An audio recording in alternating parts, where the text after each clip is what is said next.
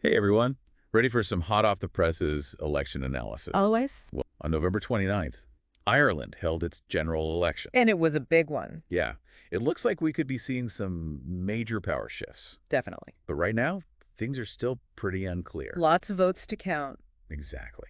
So to help us break down what's going on and what it all means, we're taking a deep dive into some analysis from the Irish Compass. They're a YouTube channel that really knows its Irish politics. Really in-depth stuff, so get ready for lots of numbers. But trust me, it's fascinating stuff. Oh, absolutely. Okay, so first things first. Right, let's set the stage. In this election, 174 seats were up for grabs, Across 43 constituencies. which, by the way, is more than in previous elections. Yeah, they added a few new ones. And of course, Ireland uses that interesting voting system, PR-STV. Yeah, PR-STV. It stands for Proportional Representation, Single Transferable Vote. Right, and basically, it ensures that the makeup of the parliament really reflects how people voted. Exactly. So you're not just voting for one candidate, you're ranking them in order of preference. So even smaller parties and independents have a shot at winning seats. Yeah, it makes the whole system a lot more representative.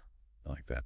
Okay, so going into this election, we had what's often called the big three parties. Fein, Gael, Fianna, and Sinn Fein. And, pre-election polls were already hinting that we might see some big changes. Especially for Sinn Fein. It seemed like they were gaining a lot of momentum. Yeah, the polls show them doing really well. And now that the votes are coming in, It looks like those polls are right on the money. right, the Irish Compass is saying that Sinn Fein is doing incredibly well so far. They're looking like a real force to be reckoned with. I mean, in some places, they were already exceeding the vote quota needed to win outright on the first count. Yeah, like in Dublin West and Waterford. That's pretty impressive.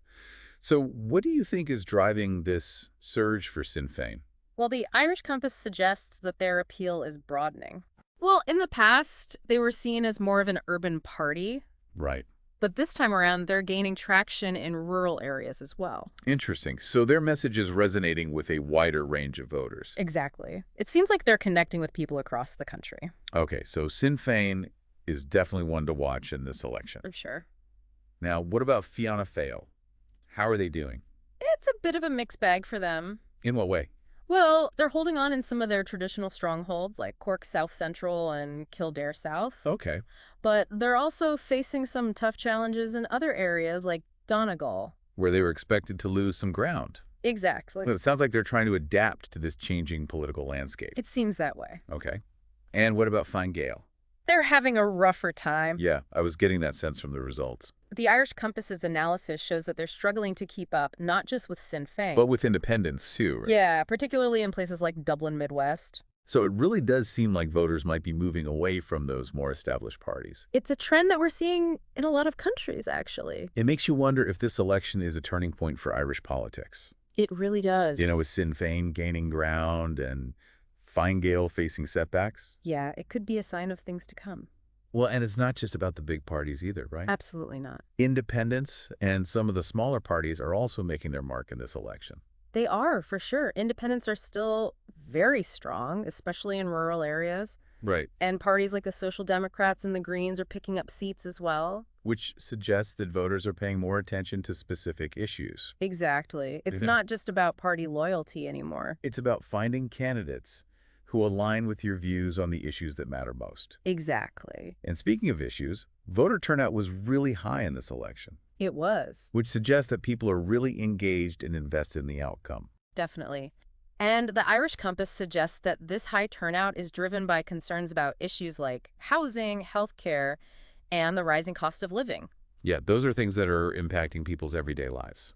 Absolutely. And it seems like Sinn Féin's focus on these issues is resonating with voters. Especially younger voters. Yeah, they seem to be particularly drawn to Sinn Féin's message. Okay, so we've got this surge in support for Sinn Fein. Right. Fianna Fáil trying to hold its ground. Yeah, Fine Gael facing some challenges. definitely. And this real sense of engagement from voters. It's a very dynamic political landscape. It is. But here's the big question. What happens next? Yeah, that's the million-dollar question. Because it doesn't seem like any party's going to win enough seats to form a majority government on their own. Not at this point, no. So it all comes down to coalition negotiations. Exactly. And that's where things get really interesting. Oh, for sure. So in the next part of our deep dive, Right. we're going to explore those different coalition scenarios. And what they could mean for the future of Ireland. So stay tuned. It really is a pivotal moment for Irish politics. It is. This election, Yeah. it's not just about which party Right. gets to be in charge, Right.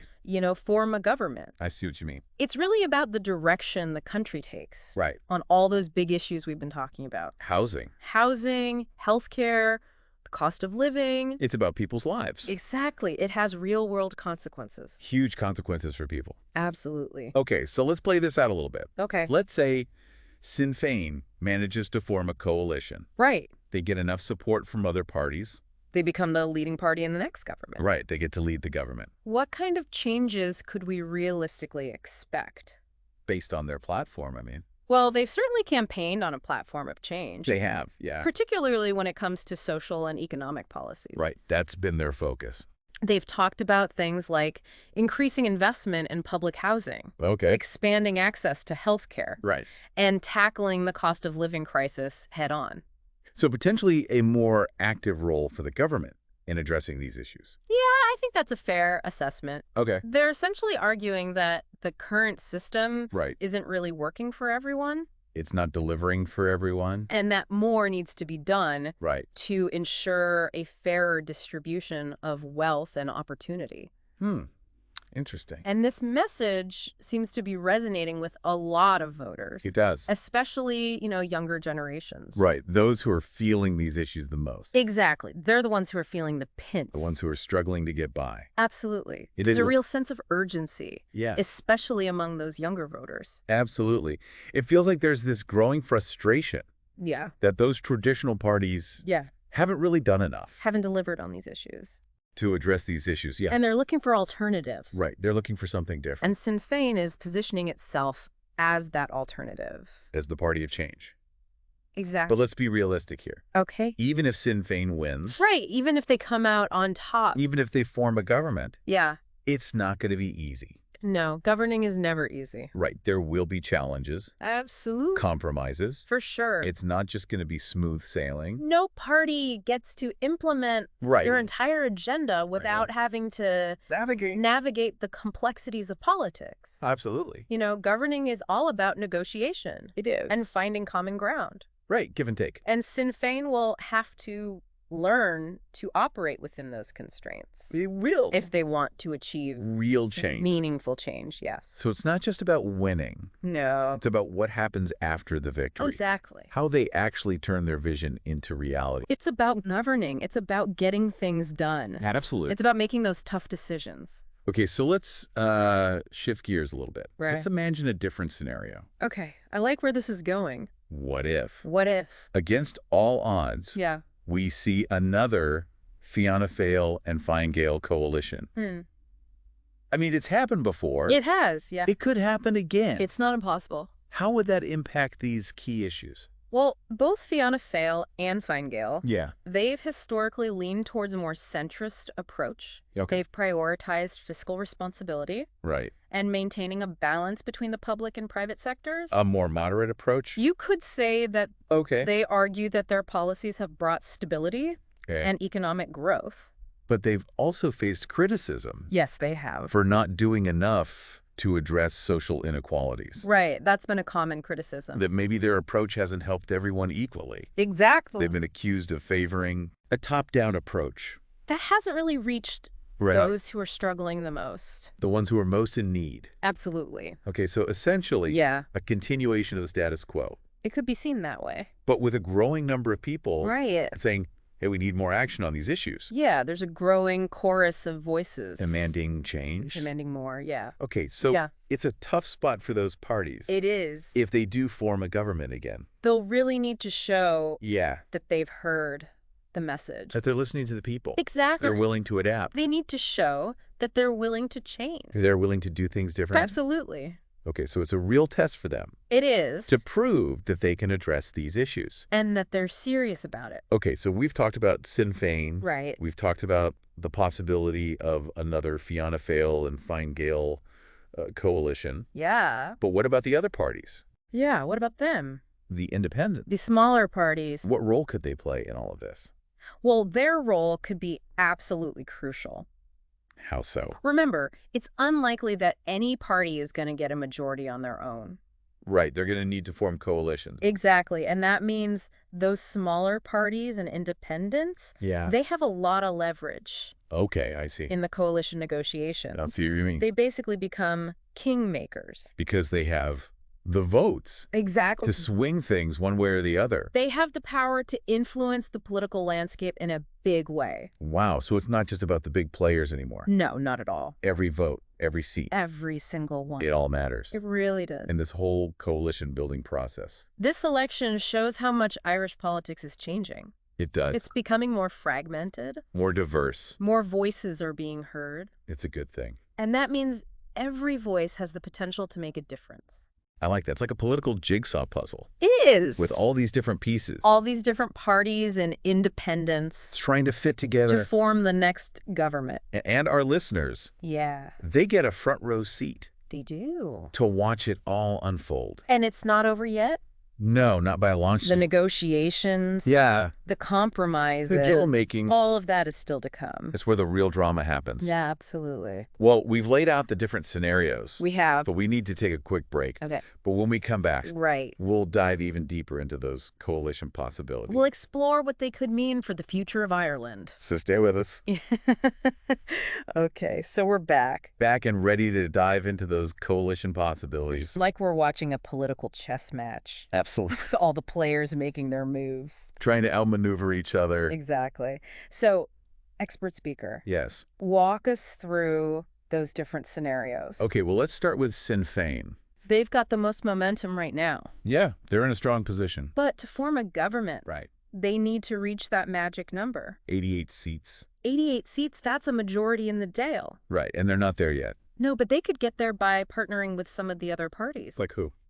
Well, they might look to the Social Democrats, Okay. maybe the Greens, Right. and perhaps even some of the left-leaning independents. So a coalition of change, You could call it that. united by those key issues we've been talking about. Housing, healthcare, cost of living. It sounds promising. It does, but it's not that simple. Yeah, there are always challenges with coalitions. Absolutely. Would those smaller parties really join forces with Sinn Fein? Well, that's the big question. Yeah, what's in it for them? Exactly. They're not just going to hand over their support without getting something in return. They'll want concessions, Of course, they'll have their own priorities. their own demands. They'll want to see their ideas reflected in the government's policies. So Sinn Fein would have to balance things carefully, Yeah, they'd need to find that sweet spot. where they can accommodate their partners, Right. but also stay true to their own values. It's a delicate balancing act. For sure. And there's no guarantee that they'll be able to pull it off. So what happens if they can't? Well, if those negotiations fall apart, Yeah. then we might see a different scenario emerge. Okay, like what? Well, we could see Fianna Fáil and Fein Gael. The old rivals Exactly. Back at the negotiating table. trying to work out another deal. Another coalition. But wouldn't that be a tough sell? It would be a gamble, for sure. I mean, a lot of voters seem pretty disillusioned with those parties. They do, and for good reason. Yeah, they've been in power for a long time. And many people feel like they haven't delivered on their promises. Okay, so if they do try to form another coalition, Right. what would they need to do? They'd need to convince the public Right. that they've learned from their mistakes. That they're serious about change. Exactly. They'd need to present a united front, A new vision. something that really addresses people's concerns. So they need to reinvent themselves. To a certain extent, yes. It's a tall order. It is, but not impossible. Okay, and what about the other players? The independents, the smaller parties? Yeah, could they tip the scales? Absolutely. They could be the wild cards in this whole process. Because they have the power to choose who they support, Exactly. They could align with Sinn Fein, creating that coalition of change, or they could side with Fianna Fáil and Fine Gael. giving those established parties another chance. Right. Or they could go their own way. Demand concessions from whoever forms a government. Exactly. They have a lot of options. It makes you realize how dynamic Irish politics really is. It does, doesn't it? It's constantly evolving. Nothing is set in stone. And every move has the potential to change everything. This election is a great example of that. It really is. It shows the power of democracy. Yeah. How every vote, every seat can make a difference. Absolutely. Well, we've covered a lot of ground in our deep dive today. We have. You've explored the results, the potential coalition The scenarios. challenges and the possibilities. It's a fascinating time for Irish politics. It is. And as we wrap up, I just want to encourage our listeners Yes, to stay engaged. keep informed. Think critically about the Yes, issues, if your voice is heard. because in a democracy, your voice matters. Absolutely. So keep exploring, keep questioning, and keep diving deep into the topics that matter most to you. Until next time.